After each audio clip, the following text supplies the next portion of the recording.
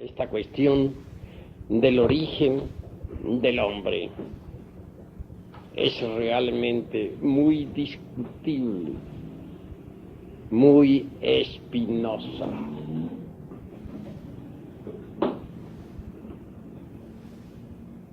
Mr. Darwin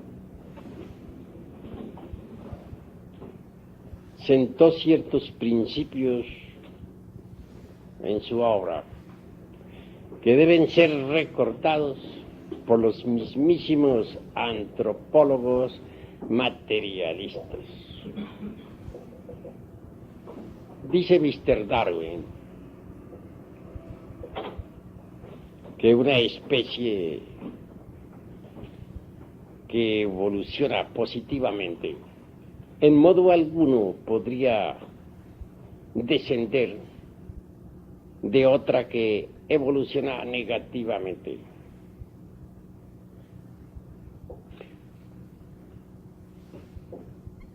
También afirma Mr. Darwin que dos especies similares pero diferentes pueden referirse a un antecesor común, pero nunca la una vendría de la otra.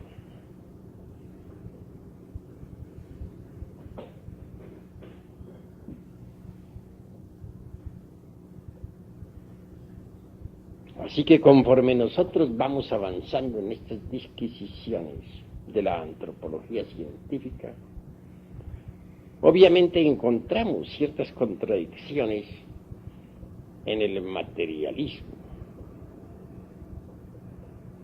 ¿Cómo es posible que se ignoren los principios darwinistas?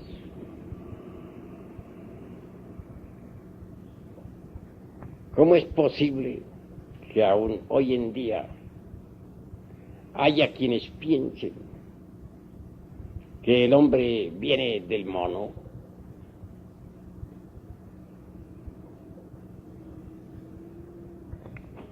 Incuestionablemente, los hechos están hablando por sí solos. Hasta ahora no se ha encontrado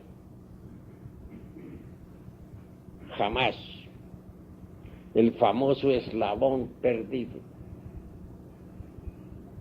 ¿Dónde está?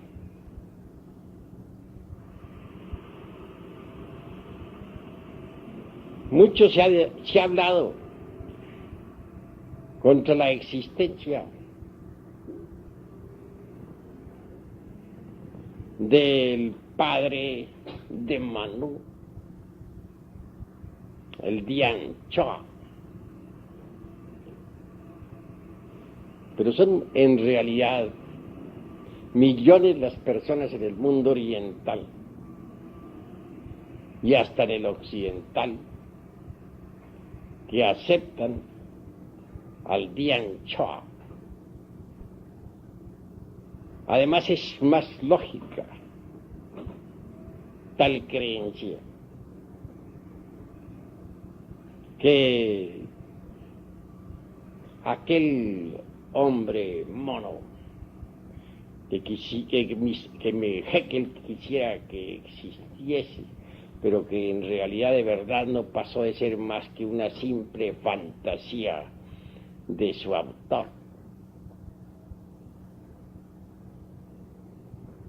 Los tiempos van pasando y no se ha descubierto en ningún lugar de la tierra al famoso hombre mono. ¿Dónde estará? Un mono que razone, que piense, que tenga un lenguaje asequible a todo el mundo. ¿Cuál es?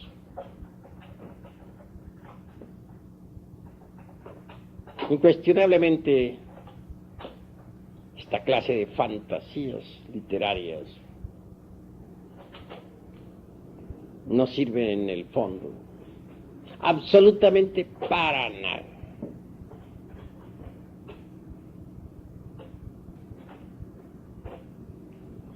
Obsérvese, por ejemplo, el tamaño de los cerebros. El cerebro de un gorila, en volumen, no alcanza a ser ni siquiera la tercera parte del cerebro de cualquier salvaje de Australia, que bien sabemos, entre paréntesis, que son las criaturas más primitivas de nuestro globo terráqueo. Faltaría un eslabón que conectara al gorila más adelantado con el salvaje más atrasado de Australia. ¿Dónde está ese eslabón? ¿Qué se hizo? ¿Existe acaso?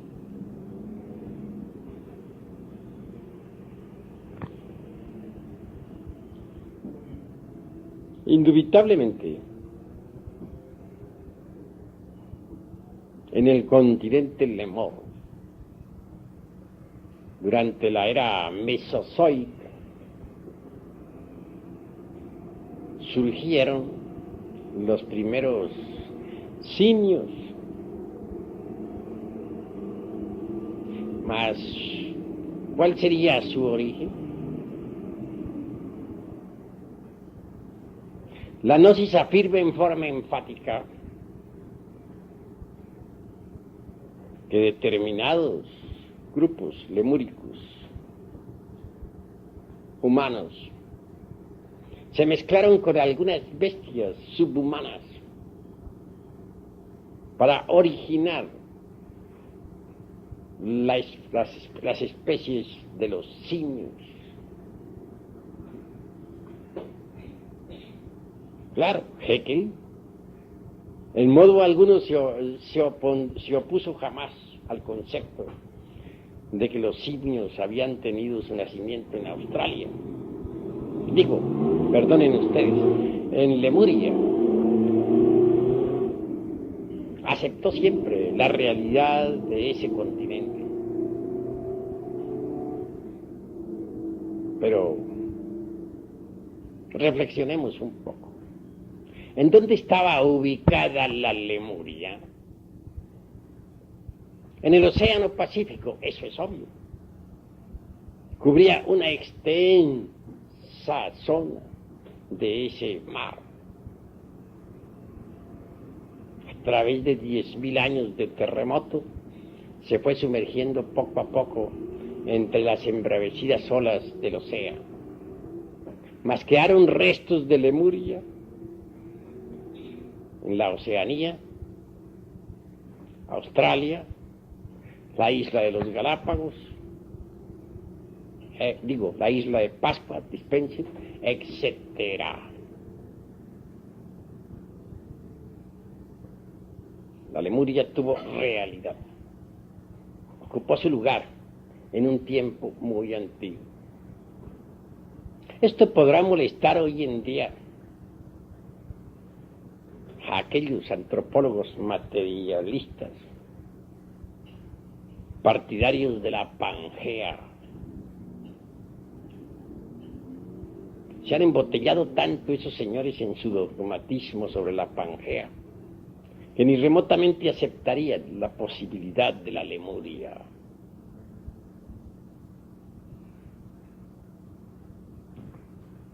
Que los simios hayan nacido durante la era mesozoica, en la época mismísima del Mioceno, tercera parte del Eoceno, no tiene absolutamente nada raro. Pero ahí no terminan nuestras afirmaciones. Otras especies de monos también tuvieron su origen en la Atlántida de Platón, que no pasa de ser más que un simple mito para los señores materialistas fanáticos de la Pangea. Sin embargo, la Atlántida existió, aunque ellos la nieguen. Y ya ha sido descubierto, aunque ellos se opongan.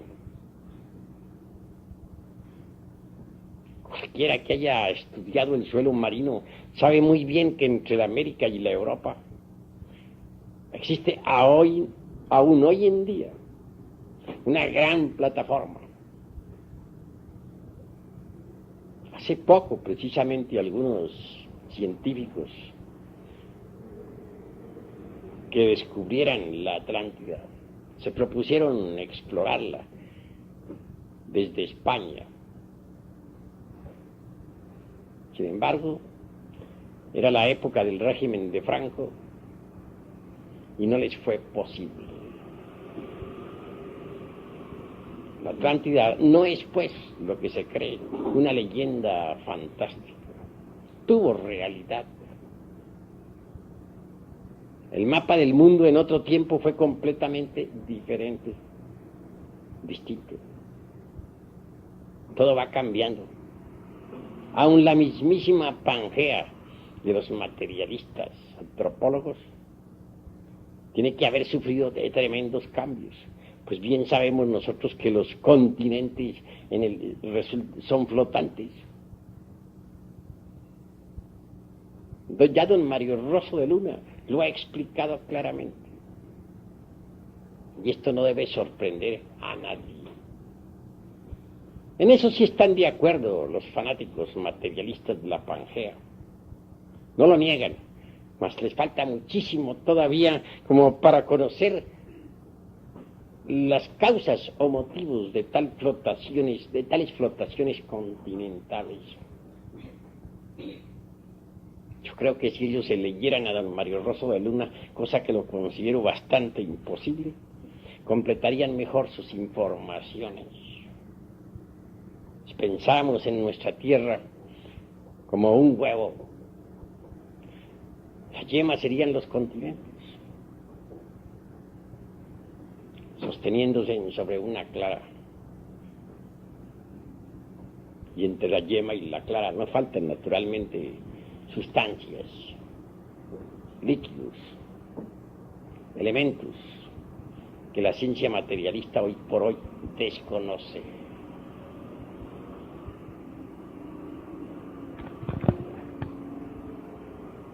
Hay quienes creen que ciertos tipos de monos superiores, o de changos, diríamos nosotros, como el gorila, orangután, chimpancé, vienen de Lemuria. También hay quienes afirman claramente que las clases inferiores, como el catirrino, catarrino, el platirrino, etcétera, vienen propiamente de la Atlántida. En esto no pondremos objeciones, pero sí tenemos que reflexionar, y profundamente. Por ahora se están haciendo ciertos comentarios muy simpáticos. La ciencia materialista inventa todos los días nuevas hipótesis. Han establecido una cadena muy curiosa, ridícula por excelencia, con relación a nuestros posibles antepasados. Como rey de esa cadena aparece el tiburón, del cual descienden, según dicen los antropólogos materialistas, los lagartos. Ridícula teoría, ¿verdad? Solo concebible por mentes de lagartos realmente. Y prosiguen después con el famoso opossum, otra criatura similar al cocodrilo, pero un poquito más evolucionada, según enfatizan. Y de allí pasan, siguiendo el curso de la gran cadena de maravillas, a cierto animalismo, al que se le ha dado por estos tiempos muchísima importancia. Me refiero en forma empática al lemúrido, o lemur, según le llaman.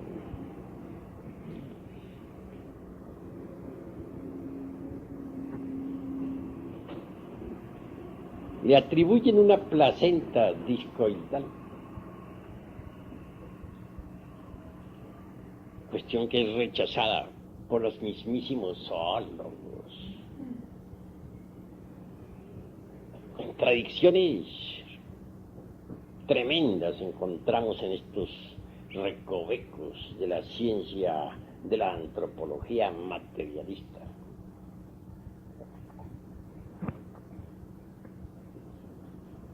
Prosigue la cuestión, diciéndose que de ese animalillo que pudo haber existido hace unos 150 millones de años, desciende a su vez el mono.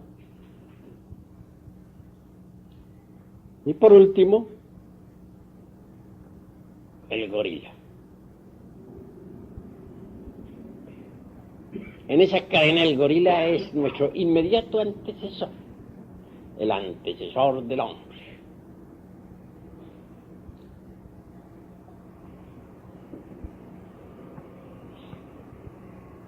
Algunos antropólogos, como decía en mi pasada conferencia, no dejan de meter en estas cuestiones al pobre ratón. Y hasta quieren incluirlo también dentro de esta cadena. ¿Cómo? ¿De qué manera? Ya no serían 7 los componentes, serían 8. Allá ellos y sus teorías. Afirman con un tono de sapiencia extraordinaria que el hombre era chiquitito, microscópico, es decir, tan pequeñito que hoy en día nos asombraríamos al verlo. Se basan en que el ratón es chiquito, pequeñito, que como nosotros también, según ellos, somos hijos del ratón. No sé en qué parte lo incluyan, posiblemente antes del lemurio o después del lemurio. Fuimos creciendo hasta llegar a la estatura y altísima civilización y perfección extraordinaria que hoy tenemos. Válgame Dios y Santa María. Hoy en día el ratón pasa a ocupar los primeros puestos en las conferencias públicas. Y si así continúan las cosas, dentro de algún tiempo el gobierno tendrá que prohibir la matanza de ratones. Porque, pues, que son, según ellos, nada menos que nuestros antepasados.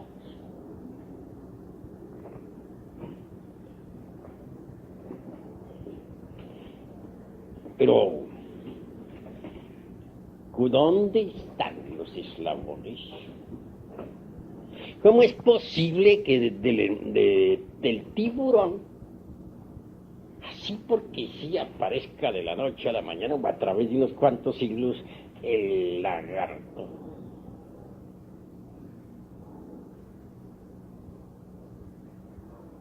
Han pasado millones de años y los tiburones siguen tranquilos. Y nunca se ha visto que de una especie de tiburones, sea en el Atlántico o sea en el Pacífico, nazcan nuevos lagartos. Empezando, porque los lagartos, por lo menos los que yo he conocido, si no están demasiado civilizados todavía y andan por ahí por las calles inventando teorías, en realidad de verdad no se encuentran en el mar, sino en los ríos y en los lagos. ¿Conocen ustedes acaso alguna vez alguna especie de lagartos o cocodrilos surgiendo de las embravecidas olas del océano? Bien sabe todo el mundo que los lagartos son de agua dulce. Los hemos visto en los grandes ríos, y eso me consta. He visitado también los océanos. Nunca he visto o jamás he escuchado que pescador alguno haya pescado en pleno océano un lagarto. Pescaban tiburones, pero lagartos, ¿cuándo? Estamos hablando sobre hechos concretos, claros y definitivos. ¿Y dónde estarían el eslabón o los eslabones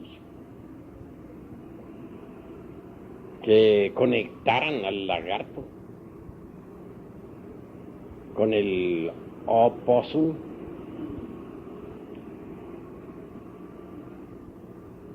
¿Y dónde estarían los eslabones que conectaran al opossum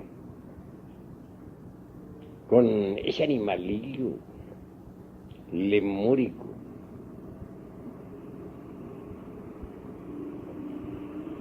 que, desprovisto de placenta, pero señalado por Haeckel como criatura con placenta discoidal?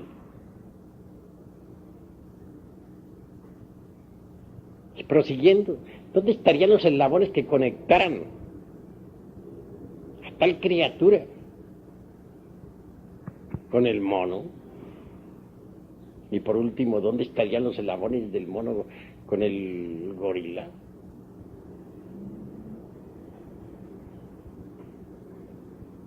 ¿Y dónde estarían los eslabones del gorila con el hombre? ¿Cuáles son?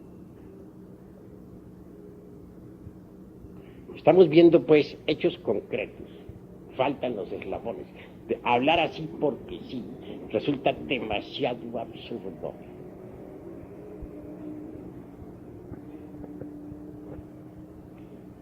Se ha hablado demasiado sobre el monerón, átomo del abismo acuoso, la primera pizca de sal en un océano silúrico, lleno de lodo en el fondo, y donde todavía no había sido depositada la primera capa de rocas. Pero, ¿cuál es el origen del monerón? ¿Podría acaso concebirse que algo tan extraordinario como el primer punto atómico del protoplasma, tan debidamente organizado y con construcción tan compleja, hubiera resultado del azar, del acaso?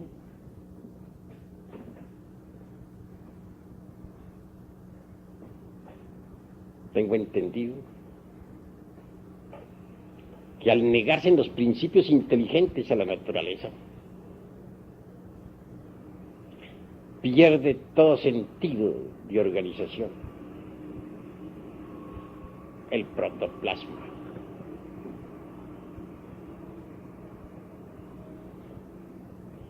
Los tiempos van pasando y la antropología materialista irá siendo destruida poco a poco.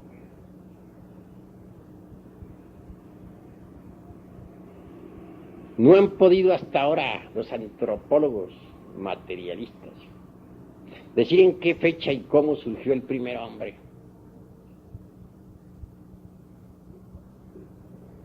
Hipótesis, nada más. Y resultan bastante ridículas tales hipótesis. No tienen fundamentos serios.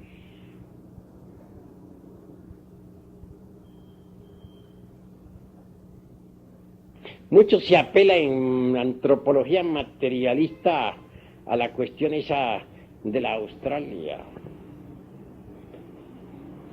Resulta muy socorrida la posición de la antropología meramente materialista,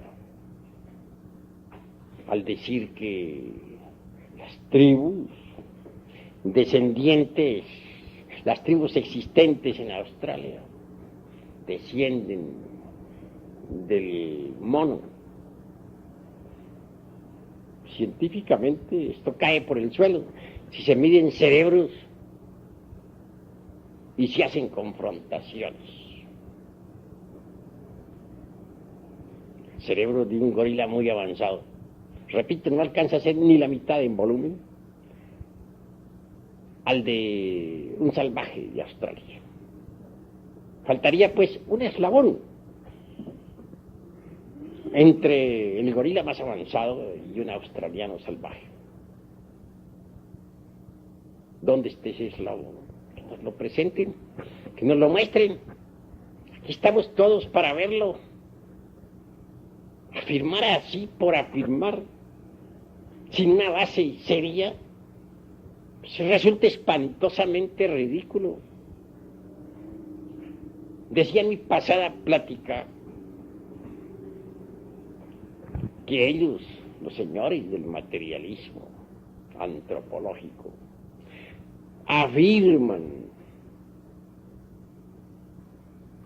en forma demasiado grandilocuente que no creen sino en lo que ven. Pero los hechos están demostrándonos su falsedad. Están creyendo con firmeza en hipótesis absurdas que jamás han visto.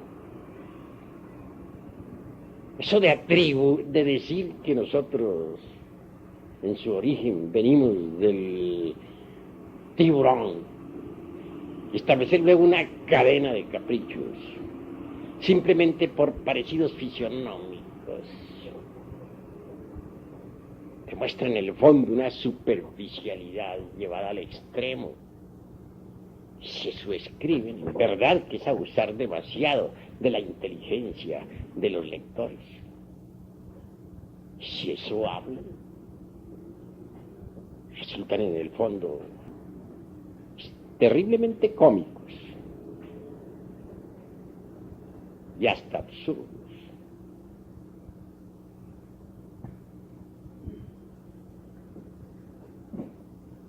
Que en la Lemuria, continente que posiblemente hoy pongan en tela de juicio los fanáticos espantosos de la Pangea, se hayan mezclado seres humanos con bestias, no lo ponemos en tela de duda. Resultaron de allí no solamente simios, sino múltiples formas bestiales que aún hoy en día tienen documentación, tanto en el este como en el oeste del mundo.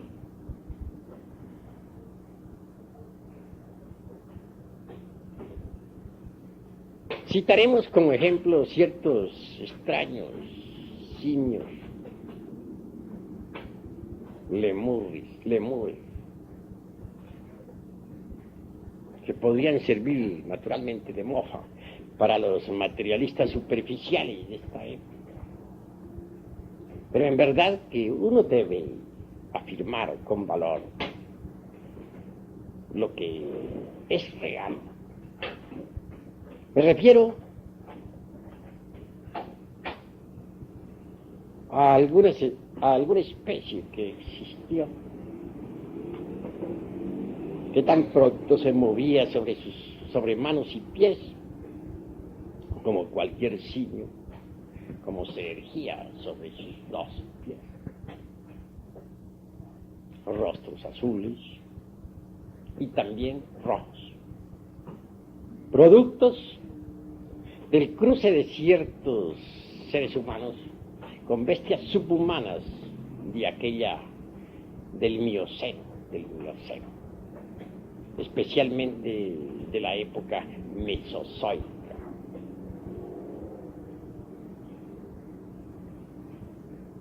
Que hablaban, así lo dicen las viejas leyendas, así se han dado, así encontramos datos en papiros y en muchos monumentos antiguos.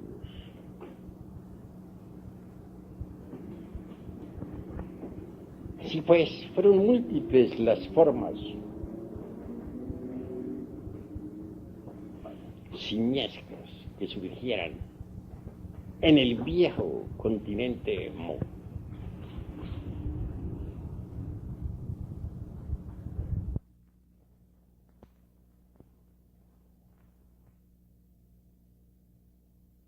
Mas, ¿cómo surgiría el hombre? ¿De qué manera? Hasta ahora este ha sido un verdadero rompecabezas para los materialistas de Darwin y de Haeckel, y aún para los materialistas antropólogos contemporáneos.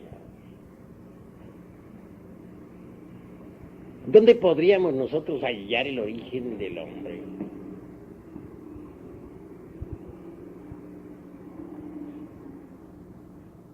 Incuestionablemente en el hombre mismo. ¿En qué otro lugar?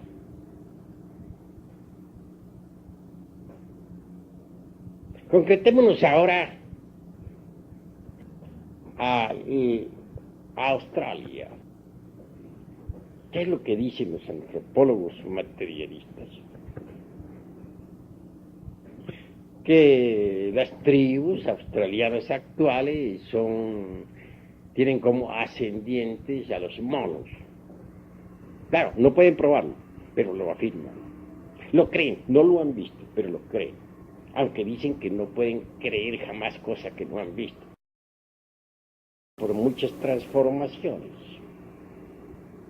Y actualmente existen.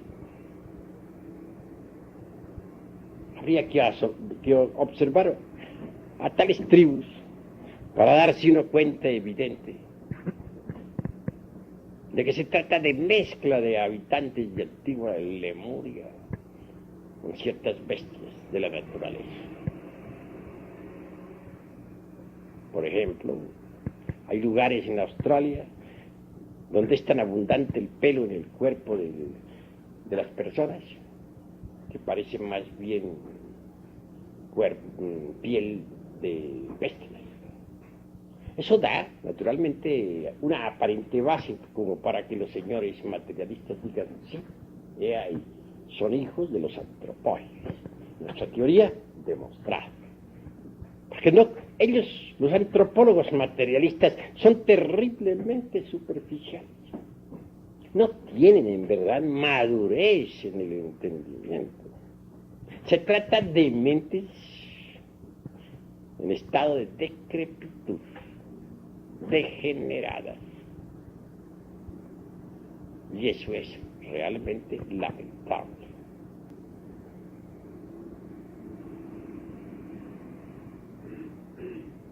Si queremos nosotros, en verdad, buscar el origen del hombre,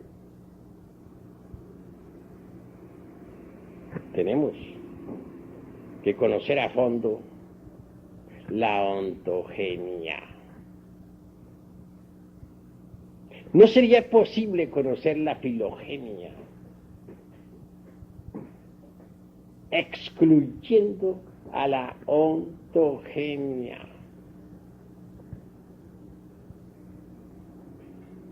Obsérvese los procesos de recapitulación del ser humano entre el vientre materno. La naturaleza hace siempre recapitulaciones. Obsérvese una semilla, un germen de árbol, Allí hay un árbol en estado potencial completo, solo falta que se desarrolle. Para que se desarrolle se necesita tierra, se necesita agua, y aire, y sol.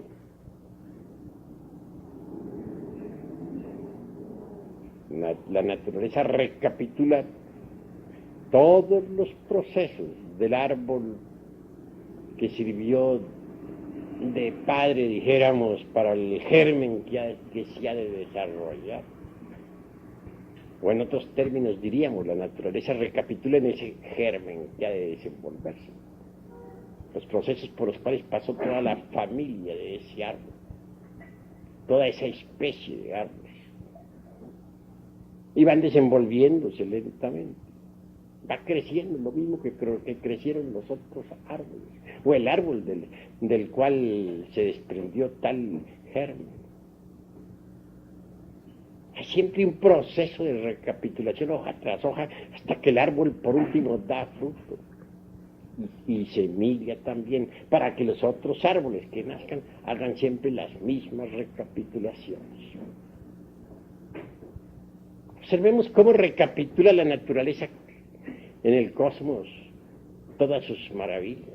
Cada año vuelve la primavera, el verano, el otoño, el invierno. Es una recapitulación perfecta.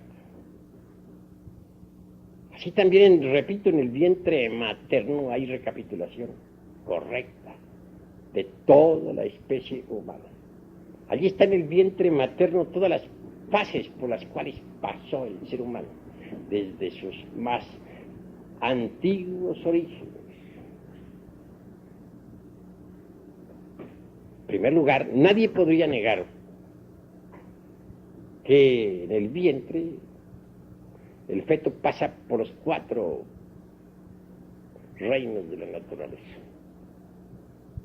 Primero, es piedra. Segundo, planta. Tercero, animal. Cuarto, hombre.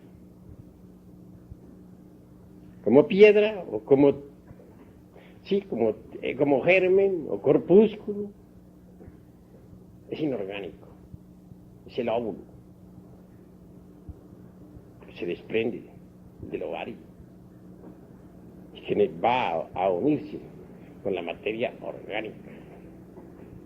La circulación conduce a tal óvulo hasta el fondo mismo de la materia orgánica para su desarrollo. En el segundo aspecto vemos nosotros el estado vegetal, una especie de zanahoria, redonda en su base, puntuda en su parte superior. Cuando se le estudia clínicamente parecería más bien como una cebolla, con distintas capas, entre las cuales hay un líquido maravilloso. Del ombligo de esa aparente cebolla pende la posibilidad del feto, como el fruto de una planta. He ahí el estado vegetal.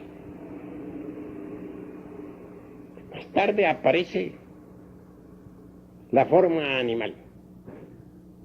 Sí, el feto toma la forma del renacuajo. Y eso está completamente demostrado. Y por último, asume la figura humana. Hay 4 fases ahí. Una mineral, otra vegetal, otra animal y otra humana. Pero no se ha visto hasta ahora un mono por ahí. ¿A qué médico le consta? ¿A qué científico? Haber visto alguna vez la fase de antropoide.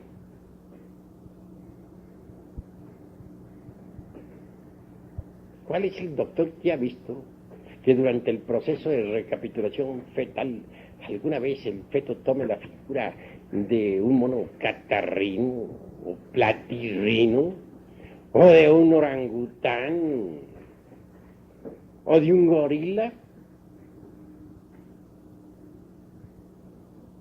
Así pues, Es absurdo lo que la ciencia materialista afirma.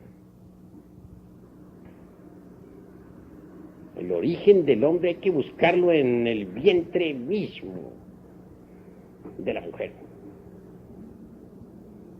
En esos procesos de recapitulación. 150 millones de años. Obviamente, la única forma, o lo único que puede en estos momentos darnos a nosotros la razón y demostrarlo, será cuando aparezcan esos aparatos que actualmente se están haciendo experimentos. Uno de los experimentos se están haciendo en Italia y otro en los Estados Unidos, y ya se han obtenido muy buenos resultados. Se ha conseguido, por ejemplo, descomponer la imagen, las ondas sonoras correspondientes a Jesús de Nazaret y convertirlas en imagen. La imagen presentada fue muy correcta. Se sigue con esos experimentos. Claro, esto que estoy diciendo aquí no es para las pláticas, sino esa parte. Pero mientras llegue ese día, no nos queda más remedio que apelar nosotros a la intuición del Prajna Paramita, que sí nos permite investigar ese sentido. Paramita, en su grado más elevado, nos permite investigar los registros akáshicos de la naturaleza. Así que, en nuestro auxilio y para demostrar a las gentes, tenemos que aguardar sencillamente que se perfeccionen los aparatos que en Estados Unidos e Italia en este momento se están perfeccionando. La descomposición de las ondas sonoras del pasado en figuras, en imágenes. Se está ya marchando por ese camino. Antes no sería posible. Antes tenemos nosotros, si alguien quiere comprobar lo que estamos diciendo, tiene que entrar en nuestros estudios y dedicarse a desarrollar el sentido llamado intuición Prajna Paramita. Si la desarrolla, si sigue nuestras indicaciones, por sí mismo podrá evidenciarlo. Eso es claro. ¿Hay alguna otra pregunta? ¿A qué se refiere exactamente la Pangea? La Pangea se refiere pues a los continentes flotantes, que un día estuvo Europa y América unidos y se fueron separando poco a poco a través del tiempo. Que Asia y América también que estuvieron muy cerca y luego se fueron alejando. Ya don Mario Rosso de Luna ha hablado ampliamente sobre la cuestión de los continentes flotantes. Ya sabemos que don Mario Rosso de Luna fue todo un gnóstico y todo un esoterista de verdad, ¿verdad? Sí. A ver. ¿Qué condiciones se presentaron o se necesitan para un cambio de una dimensión a otra y de una morfología a otra?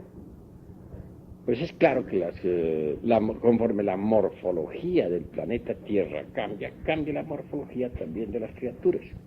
No es el antecesor legítimo humano muy semejante al antropoide, más no es un antropoide, ni nada que se le parezca. Pinta una similitud nada más. De la época antigua, antes de que surgieran las actividades en el mundo propiamente físico-químico.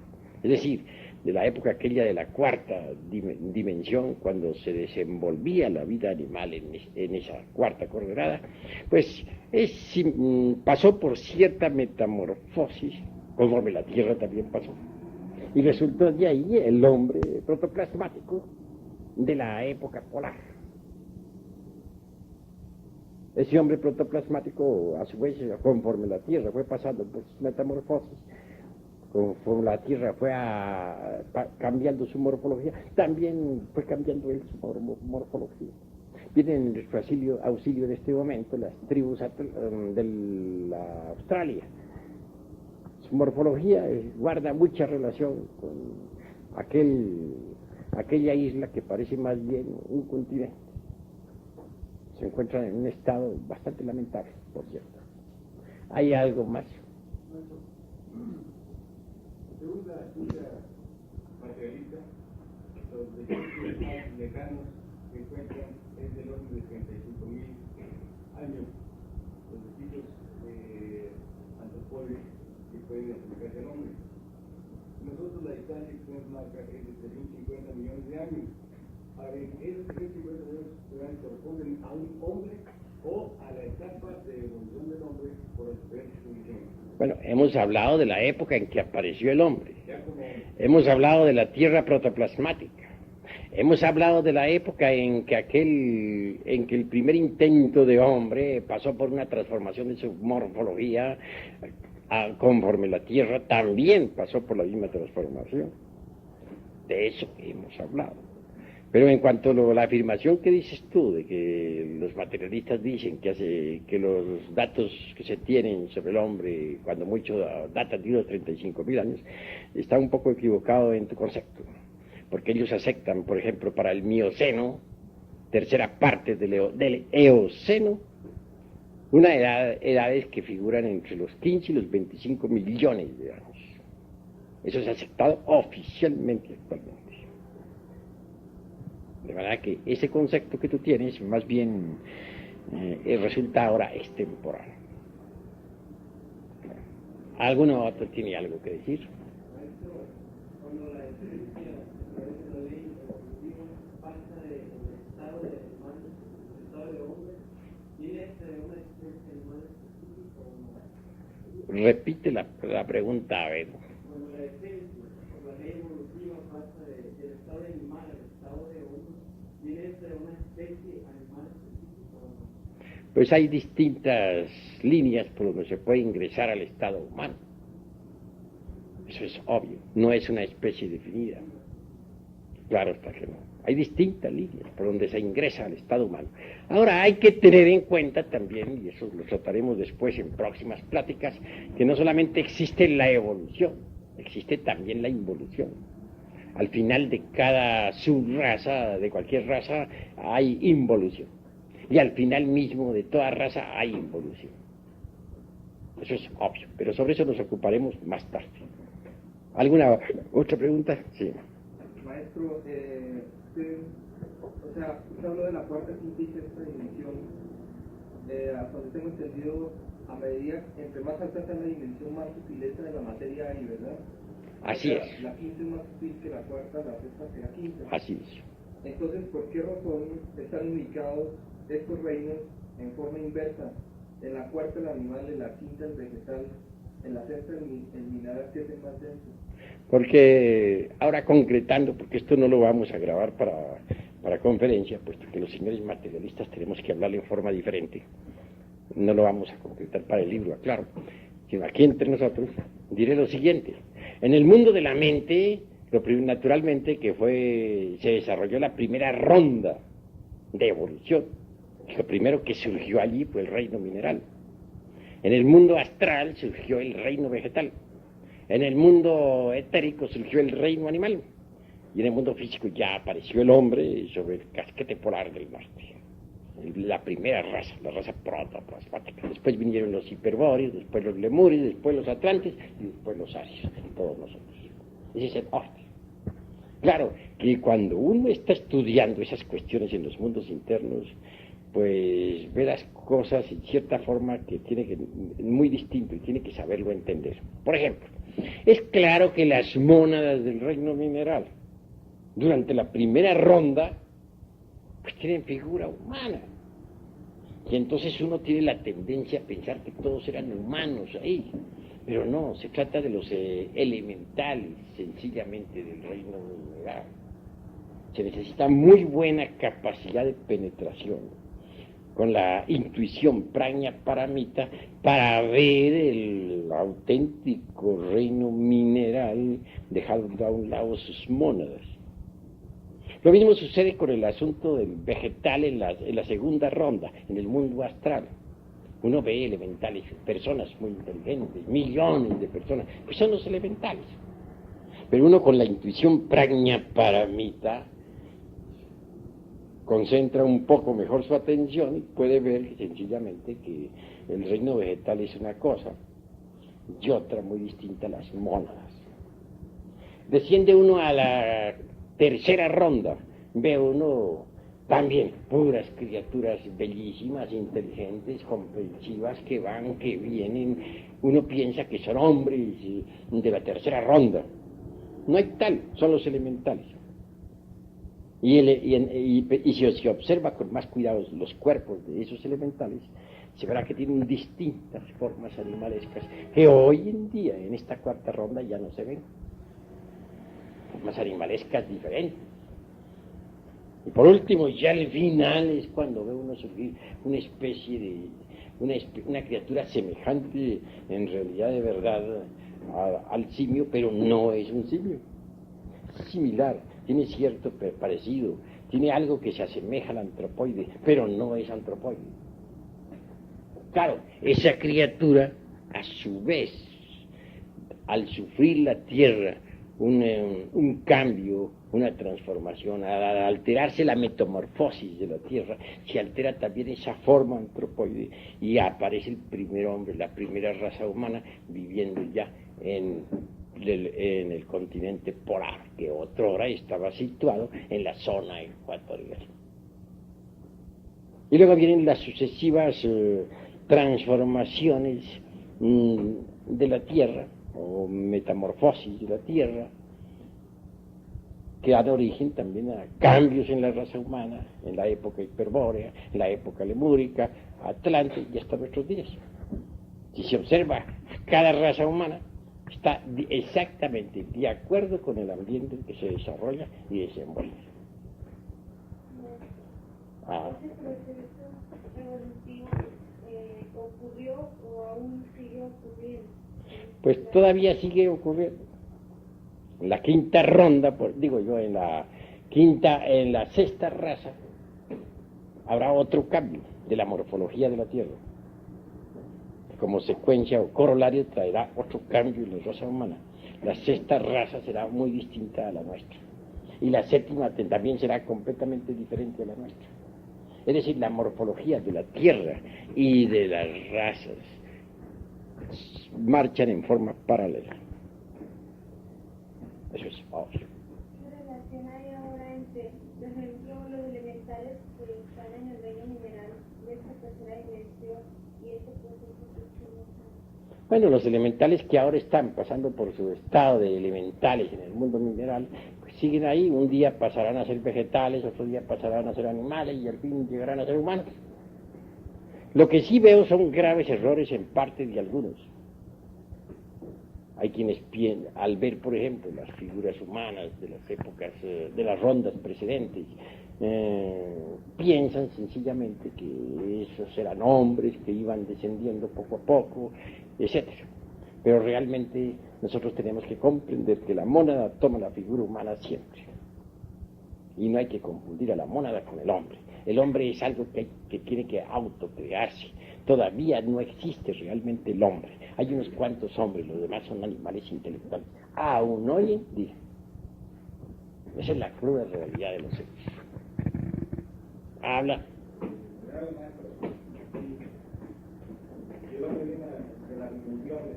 Entonces es cierto, la teoría maya que dice en el Popol Vuh, que los dioses experimentamos varias formaciones, dioses del aire, del madera, etc. Con varias formas, pero que no reconocían su origen, hasta que por fin dio su nombre, se reconoció su propio origen. Digo, ¿tiene relación con eso, maestro? Bueno, en este preciso, eso se sale del tema. Es claro que los dioses tomaron figura de hombres, pero eso se sale del tema, ¿no? Estamos estrictamente ciñéndonos a la cuestión del temar. Ahorita no estamos estudiando en este momento otras culturas ni nada. Ahora nos ceñimos estrictamente a la cuestión de la antropología científica, porque los hermanos necesitan prepararse primero en la antropología científica antes de que puedan tratar el asunto de culturas, tradiciones, etcétera, etcétera. Vamos a ver cómo se van a preparar en antropología científica. Eso sí, puedo decirles sencillamente que los seres humanos en las rondas precedentes, o mejor dicho, las mónadas en las rondas precedentes tomaron figuras humanas. En cuanto a los dioses han existido en todas las rondas. Existieron en la primera ronda, junto con los elementales de la naturaleza, como existieron en la segunda ronda, en la tercera y aún hoy en día en la cuarta ronda. Y aún también puedo decir que hay muchos dioses ahora que tienen cuerpos humanos. Y eso es todo. A ver.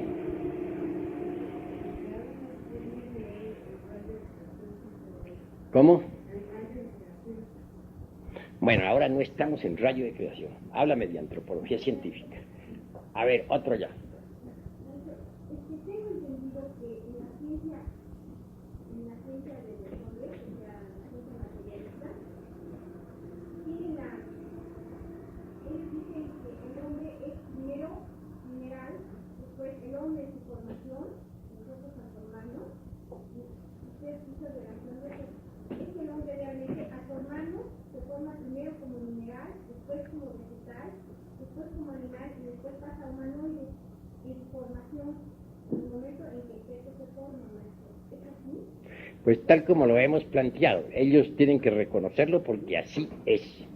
Pero sucede que no se concentran, no ponen la debida atención en esos procesos de recapitulación fetal que son tan importantes. Téngase en cuenta que, como les digo, la ontogenia es la base misma para conocer la filogenia. Ellos andan buscando el origen del hombre fuera de sí mismos y están completamente equivocados.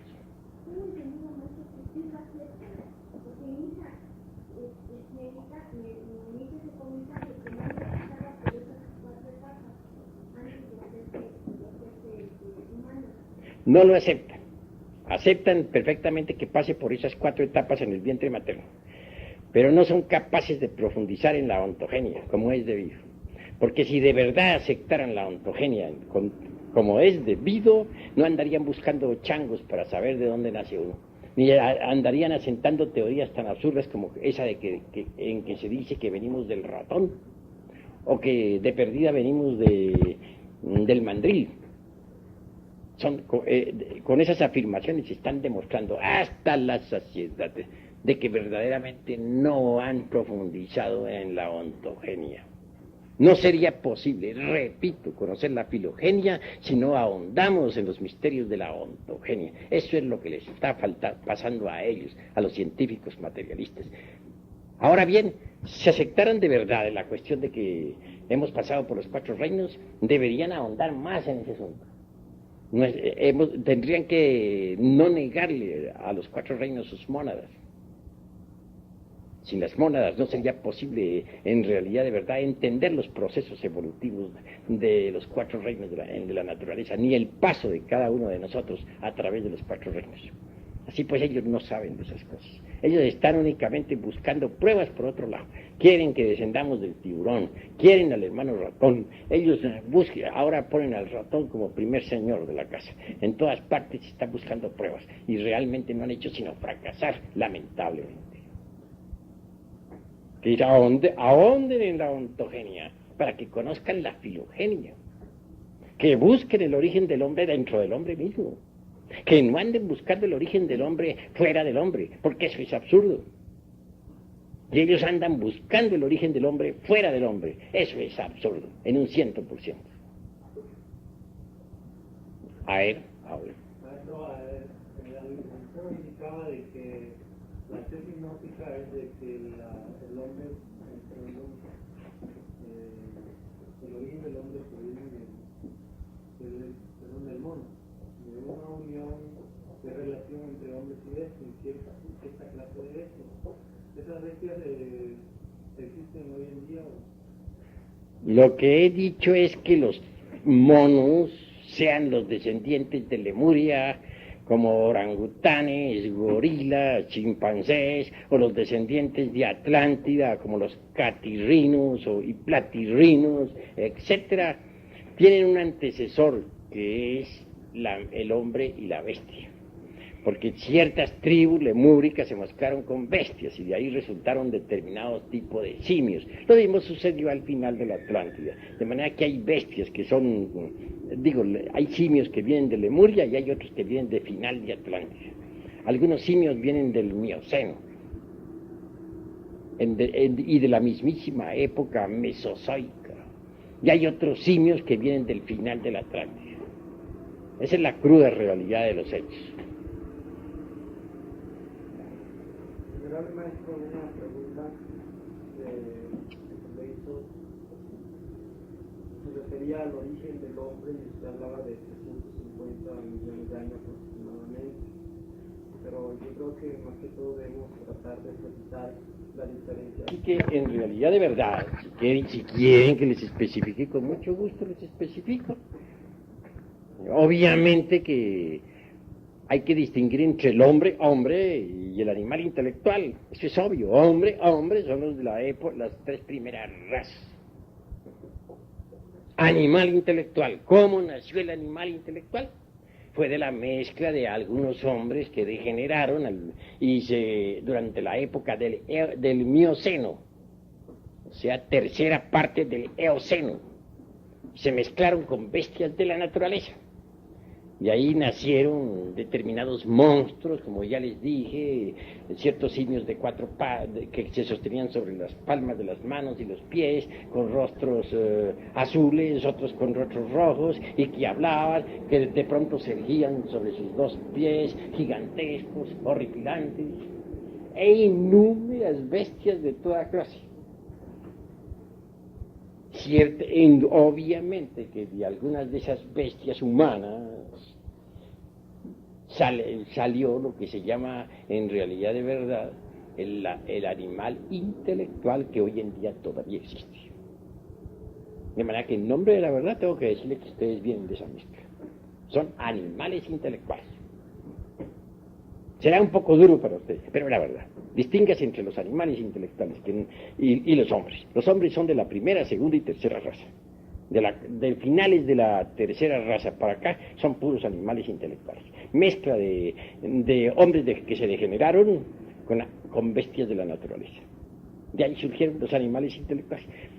Claro, antes de poder caminar sobre sus dos pies, pasaron por ciertos cambios muy difíciles hasta tomar la semejanza de los hombres reales. Esto no quiere decir que no hayan tenido el órgano conductivador, la cola, como usted ya lo sabe. Pregunta. Perdón, maestro. O sea, a lo largo de su disertación fue relacionando el aspecto morfológico con el aspecto ontológico, ¿verdad?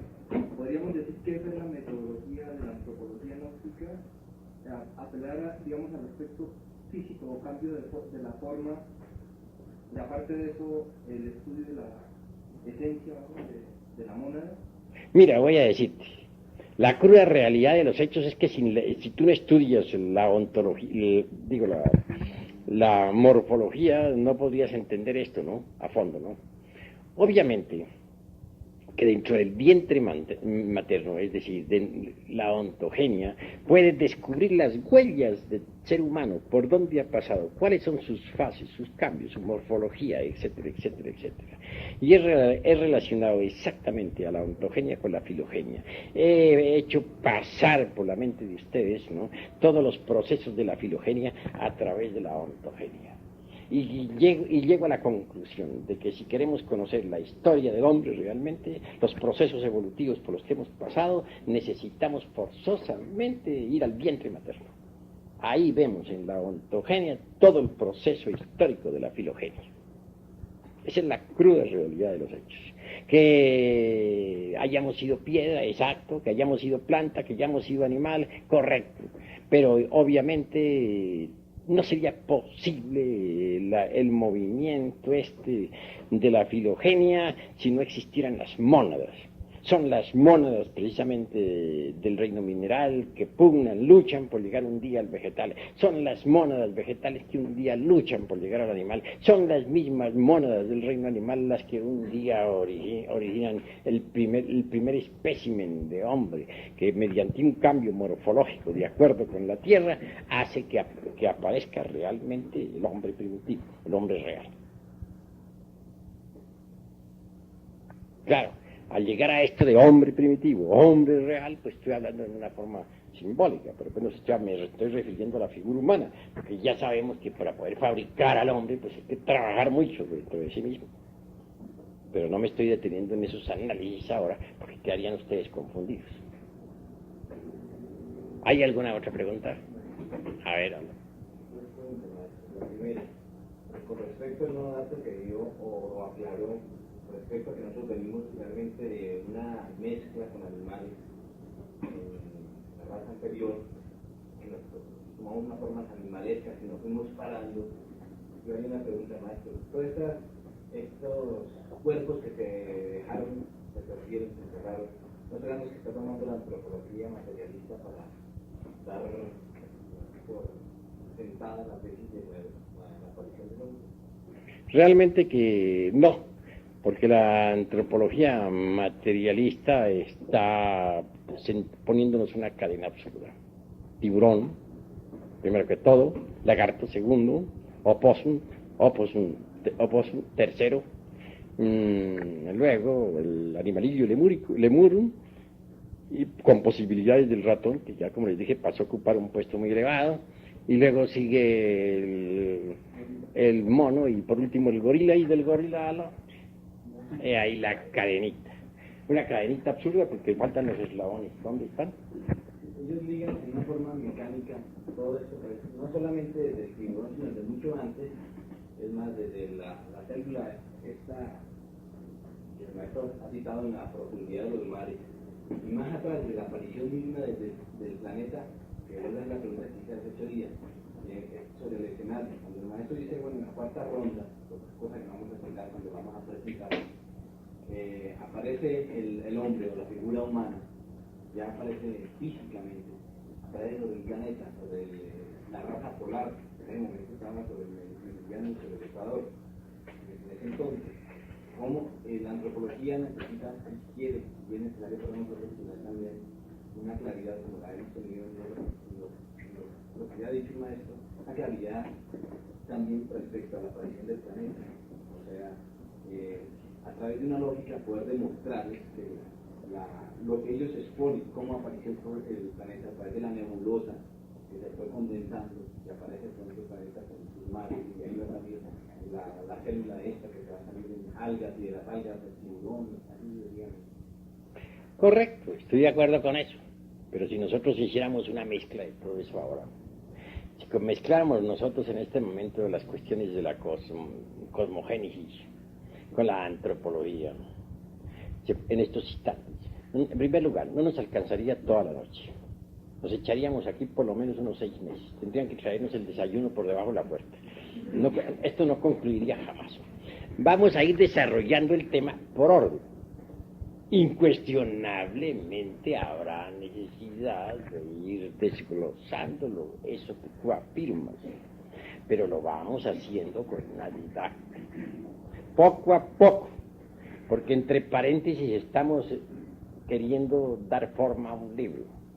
Estas conferencias se irán reuniendo en forma de libro, y ese libro saldrá a la luz pública. Debe llevar, por lo tanto, una didáctica. No hay duda, y quién puede negarlo, de que existió una tierra protoplasmática. Existió, y por lo tanto un hombre protoplasmático, el primer bosquejo de hombre en la época polar. Tampoco podemos negar nosotros que la Tierra estuvo ubicada en otros tiempos, en el mundo astral, en el mundo mental. Pues claro, fue cristalizando poco a poco hasta llegar a la época actual. Por eso se dice que primero fue el fuego. El fuego se transformó en aire.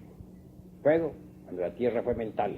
Se transformó en aire cuando la tierra fue astral. Se transformó en agua cuando la tierra fue etérica. Se convirtió en física cuando la tierra condensó físicamente. Cuando apareció el cuarto elemento, que se llama materia física. Pero esa materia física vino surgiendo desde esas regiones, como ya les decía a ustedes, desde el Iliáster hasta la región meramente tridimensional de... Lo del fuego, ellos hablan también de que era un gran fuego que se volvió aire, pasó a ser un mar, agua, después se salió la tierra, y después pasó con una forma, ya que está la tierra, está la forma material, ya está digamos, el mineral. Después sale el vegetal con las algas, ya sabes que no es cierto, maestro, porque también sale la decisión, las algas son los animales, y después del animal sale la forma humana, aunque un poquito, no muy derecho, un poco chueco, pero tenemos una división de la real evolución del hombre. Pues voy a decirte una gran verdad. Hemos investigado profundamente el materialismo histórico y sabemos lo que es esa ciencia. Lanzan hipótesis sin fundamento alguno. ¿Quién podría negar que primero es el fuego? Para eso no se necesita estudiar esoterismo. El fuego es lo fundamental, solamente que ellos lo hacen dependiente por allá de los rincones de la nebulosa. Ollas donde se cocina, donde hay fuego, hornos ardientes de donde salen mundos. ¿Pero quién los enciende? ¿Quién enciende esos hornos? ¿Y por qué tienen que salir allí? Nada saben sobre esas cosas. Y luego hacen unos planteamientos de vertebrados, comenzando por el simple protoplasma de Haeckel allá arrojado en el fondo de un mar lleno de lodo, porque ni siquiera han aparecido las primeras capas de piedra en la época todavía silúrica. Pero ¿le consta eso a los señores materialistas? ¿Qué pueden ellos saber sobre la constitución de nuestro mundo en el alborear de la vida? Absolutamente nada.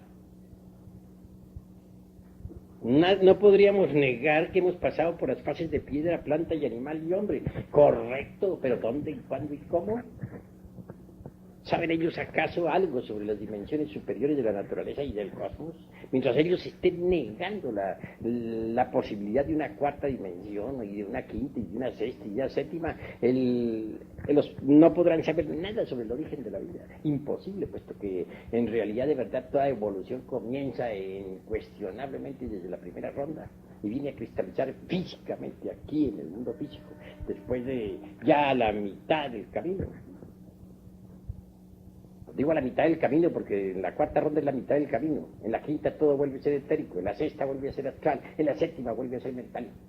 Y solamente es aquí ya, en la cristalización de las formas, donde intervienen ellos para tratar de inventar sus teorías. ¿Por qué no intervienen antes?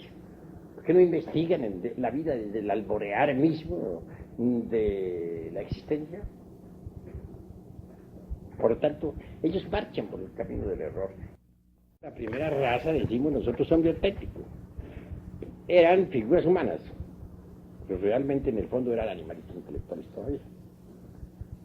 No habían fabricado su cuerpo mental, ni su cuerpo astral, ni su cuerpo ni causal. Obviamente eran simplemente animalillos que habían cristalizado con una transformación morfológica, animales con figura de hombres. Pero claro, al lado de esa gente de la primera raza vivían hombres verdaderos, todos los pitris lunares, todos los agnisbatas, etcétera, etcétera, etcétera. Criaturas inteligentes, conscientes, que gobernaban al universo. Y siempre ha habido dos clases. Ahora precisamente tenemos nosotros la humanidad, pero eso no significa que no haya maestros de la logia blanca que estén poblando la tierra. Eso son. A ver. Pienso que de cualquier modo, de un paso, digamos, de una raza a otra, hay un proceso en ese cambio morfológico en una raza. Entonces yo le preguntaba de las mutaciones hereditarias y que nos explicaba usted que no hay tal mutación. Pero entonces ese cambio, ese proceso de, digamos, de una forma a otra forma de ser humano, ¿cómo se da? Bueno, hay cambios morfológicos. Sí, Estos marchan de acuerdo con la naturaleza. Porque una cosa es el lemur gigantesco, descomunal, de 4 metros de estatura, que no cabría aquí en este salón. Y otra cosa es el hombre de la quinta raza, una persona de nuestra época. Conforme van cambiando, conforme la morfología de la tierra va cambiando, la morfología de las criaturas cambia también. Pero una cosa es una cosa y otra cosa es otra cosa. Pensar que mediante esos cambios el mono se haya convertido en hombre es completamente diferente y absurdo, además. ¿Qué otra pregunta hay? Maestro, en cuanto a eso de las condiciones que se refieren para un caso como el del mono, es algo excepcional, que provenga del hombre. Pues hoy en día no es muy posible, pero en aquella época de la antigua Lemuria, en pleno Mioceno, y aún más durante la época de los reptiles, la época mesozoica, las condiciones eran diferentes. Los rayos, dijéramos, del Okidanok omnipresente y omnipenetrante se intercambiaban en forma diferente y hacían posibles tales cruces sexuales entre hombres y bestias. aún más, en la Atlántida todavía eran posibles sus cosas. Hoy en día ya cuesta mucho trabajo. Puede un hombre caer en la bestialidad o una mujer en la bestialidad y ya difícilmente sale de ahí una criatura. Así pues que ha habido cambios en la morfología de la Tierra y en las fuerzas ocultas que la gobiernan. Quería referirme, maestro, que hace poco sucedió en la costa norte de Colombia una mutación de un tipo de un niño que nació con cara de marrano, no puede sobrevivir, murió a los pocos instantes, pero sí eso tuvo grandes revuelos y se hizo algo internacional, fue en Sabana Larga. Bueno, pero no vamos a pensar que la mamá de ese niño se haya metido con un cerdo, ¿no? Me parece imposible. Es posible que la madre haya fijado muy bien su imaginación en algún cerdo, ¿sí? Y que eso se haya grabado completamente en el feto, haya modelado el feto. El hijo lo tuvo fue la marrana. ¿Cómo? La marrana. Ah, entonces cambió la cosa, pues. Bueno, ahí sí ya cambió la cosa, entonces ahí sí pudo haber habido un chango muy especial, ¿no? Que se haya metido con la marrana, ¿sí? Esos son casos posibles, pero no definitivos, porque no puede decirse que ese cerdo haya sobrevivido con rostro humano y con cara humana. No logró sobrevivir. Claro, el macho que se haya metido con esa cerda, incuestionablemente es cerdo también. Es obvio.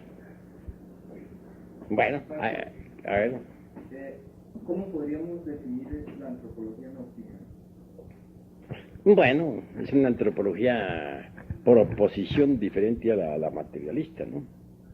Pues ya sabemos nosotros que antropos es hombre, ¿no?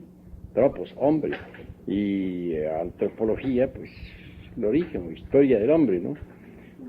Sí, pero gnóstico quiere decir gnosis, conocimiento, es un conocimiento antropológico más profundo, ¿no? Que va a su raíz gnóstica, a su raíz sapiente, va a buscar el verdadero homo sapiente, busca el homo sapiente a través de otro sistema de estudio diferente, que es el gnóstico precisamente. Es un sistema diferente y llegamos al homo sapiente por un camino muy distinto. Llegamos al homo sapiente a través de nuestra propia investigación. No andamos buscando afuera, buscamos dentro de nosotros mismos. Y dentro de nosotros mismos encontramos al origen verdadero del hombre. No afuera, sino dentro. A ver. Perdón, yo hace poco leí en algún lugar que en Rusia estaban haciendo unos experimentos de relación entre monos y seres humanos. ¿Habrá la posibilidad de que salga algún ser de ese cruce? Pues sí, se obtuvo ya de 100 mujeres que fueron inseminadas con zoospermos de monos, salieron 100 niños que murieron. Es posible, pues, que eso sea así. Están buscando los científicos saber por qué murieron. Eso es lo que falta saber, por qué murieron. ¿Qué buscan los rusos con eso? Crear una raza de esclavos para que se ocupen de trabajos sencillos, manuales, mientras ellos se dedican a las artes y a las ciencias. Así piensan. Como les digo a ustedes, dos especies diferentes, aunque similares, pueden tener un antecesor común, pero nunca una depende de la otra. Más otro caso muy distinto es que se cruce sexualmente un antropoide con un ser humano. Como quiera que son similares, es posible que nazcan las criaturas. Y sí nacieron 100, pero murieron inmediatamente. Creo que ya hasta aquí, ya es suficiente, mis queridos hermanos, que se nos va haciendo tarde. Vamos a seguir con nuestro ritual. Esta cuestión del origen del hombre es realmente muy discutible, muy espinosa.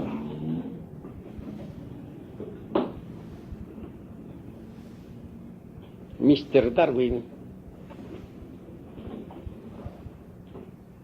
sentó ciertos principios en su obra que deben ser recordados por los mismísimos antropólogos materialistas. Dice Mr. Darwin que una especie que evoluciona positivamente en modo alguno podría descender de otra que evoluciona negativamente.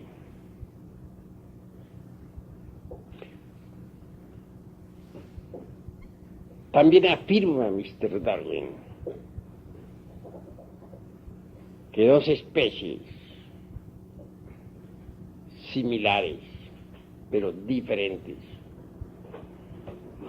pueden referirse a un antecesor común, pero nunca la una vendría de la otra.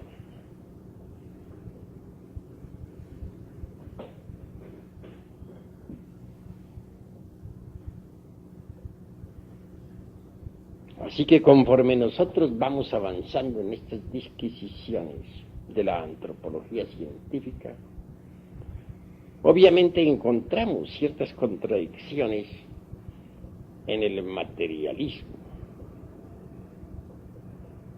¿Cómo es posible que se ignoren los principios darwinistas?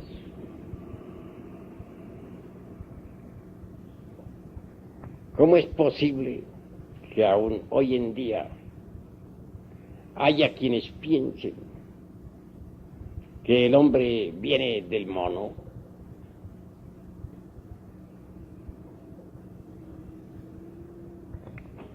Incuestionablemente, los hechos están hablando por sí solos. Hasta ahora no se ha encontrado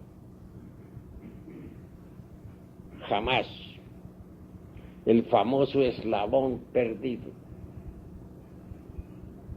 ¿Dónde está?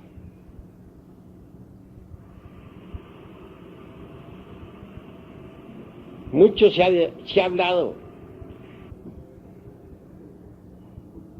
en el continente Lemur durante la era mesozoica. Surgieron los primeros simios, mas ¿cuál sería su origen? La gnosis afirma en forma enfática que determinados grupos lemúricos humanos se mezclaron con algunas bestias subhumanas para originar las especies de los simios. Claro, Haeckel en modo alguno se opuso jamás al concepto de que los simios habían tenido su nacimiento en Australia. Digo, perdonen ustedes, en Lemuria. Aceptó siempre la realidad de ese continente. Pero reflexionemos un poco. ¿En dónde estaba ubicada la Lemuria? En el Océano Pacífico, eso es obvio. Cubría una extensa zona de ese mar. A través de 10.000 años de terremoto, se fue sumergiendo poco a poco entre las embravecidas olas del océano. Mas quedaron restos de Lemuria en la Oceanía, Australia, la isla de los Galápagos, la isla de Pascua, dispensen, etcétera. Lemuria tuvo realidad. Ocupó su lugar en un tiempo muy antiguo. Esto podrá molestar hoy en día a aquellos antropólogos materialistas, partidarios de la Pangea.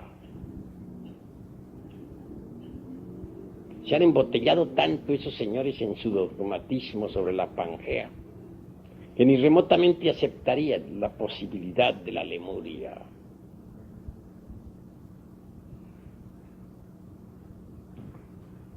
Que los simios hayan nacido durante la era mesozoica, en la época mismísima del Mioceno, contra la existencia del padre de Manu, el Dian Choa. Pero son en realidad millones las personas en el mundo oriental y hasta en el occidental que aceptan al Dian Choa. Además es más lógica tal creencia que aquel hombre mono que Haeckel quisiera que existiese, pero que en realidad de verdad no pasó de ser más que una simple fantasía de su autor. Los tiempos van pasando y no se ha descubierto en ningún lugar de la tierra al famoso hombre mono. ¿Dónde estará? Un mono que razone, que piense, que tenga un lenguaje asequible a todo el mundo. ¿Cuál es?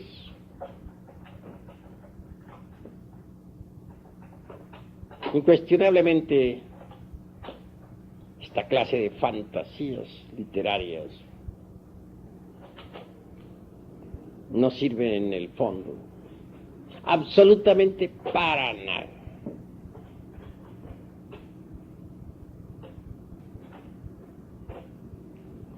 Obsérvese, por ejemplo, el tamaño de los cerebros. El cerebro de un gorila, en volumen, no alcanza a ser ni siquiera la tercera parte del cerebro de cualquier salvaje de Australia, que bien sabemos, entre paréntesis, que son las criaturas más primitivas de nuestro globo terráqueo.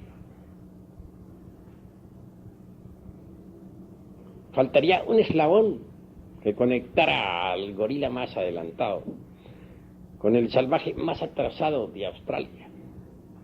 ¿Dónde está ese eslabón? ¿Qué se hizo? ¿Existe acaso?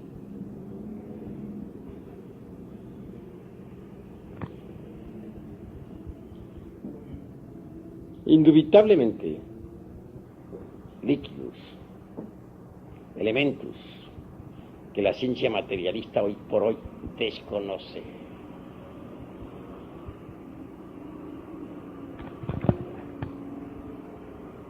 Hay quienes creen que ciertos tipos de monos superiores, o de changos, diríamos nosotros, como el gorila, orangután, chimpancé, vienen de Lemuria.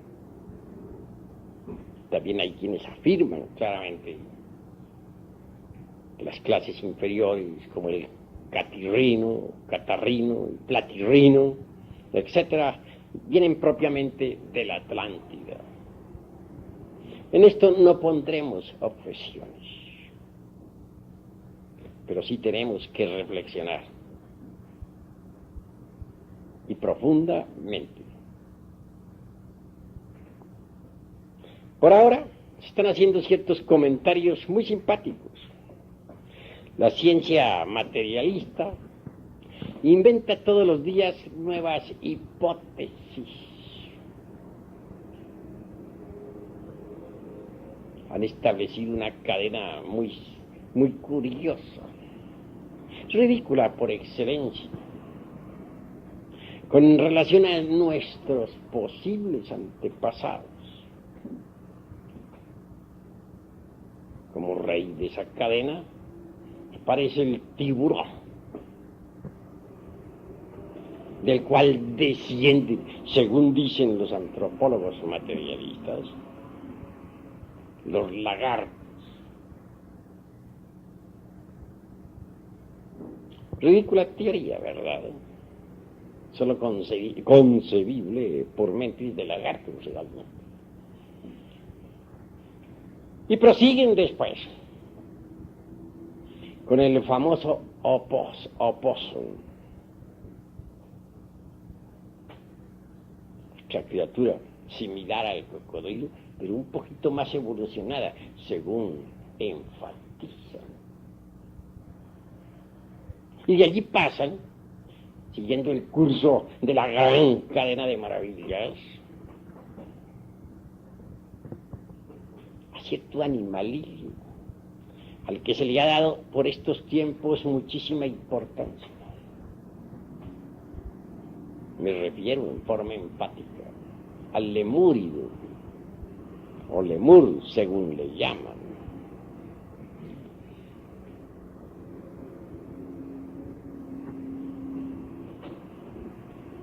Le atribuyen una placenta discoidal, cuestión que es rechazada por los mismísimos zoólogos.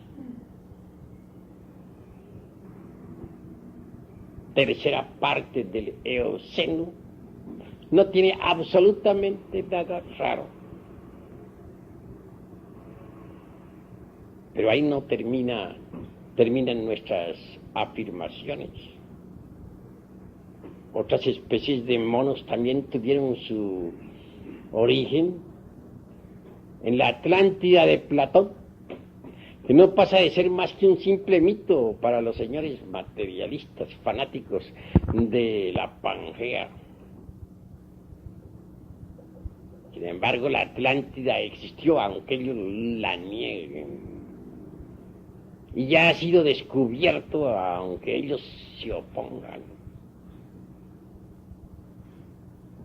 Cualquiera que haya estudiado el suelo marino sabe muy bien que entre la América y la Europa existe aún hoy en día una gran plataforma.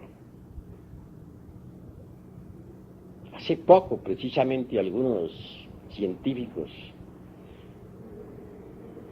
que descubrieran la Atlántida se propusieron explorarla desde España.